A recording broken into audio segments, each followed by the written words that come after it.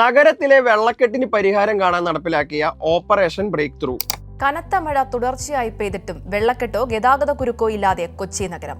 Operation break through അടക്കം ജില്ലാ ഭരണകൂടവും കൊച്ചി കോർപ്പറേഷനും നടത്തിയ നിരവധി പദ്ധതികളാണ് വിജയം കണ്ടത്. സ്മാർട്ട് സിറ്റി പദ്ധതിയിൽ ഉൾപ്പെടുത്തി എറണാകുളം മാർക്കറ്റിന്റെ നവീകരണം, മൂക്കുപൊത്തി നടന്നിരുന്ന മനുഷ്യരെ ഞെട്ടിച്ചുകൊണ്ടുള്ള ബ്രഹ്മപുരത്തിന്റെ മുഖം മാറ്റം, വിശന്നിരിക്കുന്ന കൊച്ചിക്കാരുടെ വയറും മനസ്സും നിറയ്ക്കുന്ന സമൃദ്ധി പദ്ധതി, സ്ത്രീ സുരക്ഷ ഉറപ്പാക്കി കുറഞ്ഞ ചെലവിൽ താമസ സൗകര്യം ഒരുക്കുന്ന ഷീ ലോഡ്ജ്. ഈ പറഞ്ഞതെല്ലാം കൊച്ചി നഗരത്തിൽ ഇടതുപക്ഷം ഭരണത്തിലിരിക്കുമ്പോൾ മേയറായിരുന്ന എം അനിൽകുമാറിന്റെ നേതൃത്വത്തിൽ നടത്തിയ വികസന പ്രവർത്തനങ്ങളാണ്. ഈ പട്ടിക ഇനിയും നീളും. നഗരത്തിന് പുതുജീവൻ നൽകിയ LDF ഭരണകാലം എറണാകുളത്തെ കോൺഗ്രസുകാര് പോലും അതിശയത്തോടെയാണ് നോക്കിക്കണ്ടിരുന്നത്. ഇനി മറ്റൊരു കഥ പറയാം. തദ്ദേശ തെരഞ്ഞെടുപ്പിൽ കൊച്ചി കോർപ്പറേഷനിൽ UDF ജയിച്ചിട്ട് 10 ദിവസങ്ങളെ കഴിഞ്ഞിട്ടുള്ളൂ. ഇക്കഴിഞ്ഞ ദിവസങ്ങളിലെല്ലാം കൊച്ചി നഗരത്തിലെ വോട്ടർമാർ കേട്ടത് മേയർ സ്ഥാനത്തേക്ക് നടക്കുന്ന കോൺഗ്രസിനുള്ളിലെ ഉന്തും തള്ളുമാണ്. പ്രധാനപ്പെട്ട breaking news: Kochi corporation mayor തെരഞ്ഞെടുപ്പ്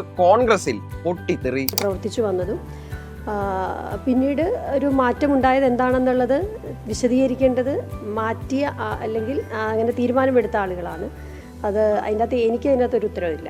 അല്ല, KPCC സർക്കുലറിൽ പറഞ്ഞിരിക്കുന്ന കാര്യങ്ങൾ ഈ തെരഞ്ഞെടുക്കുന്ന പ്രോസസ്സിൽ ചില അപാകതകൾ സംഭവിച്ചിട്ടുണ്ട്. അത് ഞാൻ KPCയുമായി അതിന് പറയേണ്ട പ്ലാറ്റ്ഫോമിൽ ഞാനത് പറയും. സാമുദായിക സമവാക്യങ്ങൾക്ക് മുൻപിൽ അടിതെറ്റി നിൽക്കുന്ന കോൺഗ്രസ് നേതൃത്വം സ്വയം അപഹാസ്യരാകുകയാണ്. ഭരണത്തിലിരിക്കാൻ ക്ലിയർ മജോറിറ്റി ഉണ്ടായിട്ടും സമുദായങ്ങൾക്ക് വഴങ്ങാതെ മുന്നോട്ട് പോകാൻ കഴിയില്ലെന്നത് കോൺഗ്രസിന്റെ അശ്ലീല നിലപാടും. കോൺഗ്രസ് എല്ലാ കാലത്തും ഇങ്ങനെയാണ്. താക്കോൽ സ്ഥാനം വേണമെന്ന് ഒരു സമുദായം ആവശ്യപ്പെട്ടപ്പോഴേക്കും തിരുവഞ്ചൂർ രാധാകൃഷ്ണനെ രാജിവെപ്പിച്ച് രമേശ് ചെന്നിത്തലയെ ആഭ്യന്തരമന്ത്രിയാക്കിയ കോൺഗ്രസിനെ മറക്കാൻ പറ്റുമോ? KPCC പ്രസിഡന്റിനെ താക്കോൽ സ്ഥാനത്ത് കൊണ്ടുവരുവാൻ ഈ ഗവൺമെന്റിന്റെ നേതൃത്വത്തിൽ ഇരിക്കുന്നവർ ശ്രമിച്ചില്ലെങ്കിൽ നിങ്ങൾ അധികകാലം നിങ്ങൾക്ക് തുടരാൻ ജനം നിങ്ങൾക്ക് അനുമതി നൽകുകയില്ല.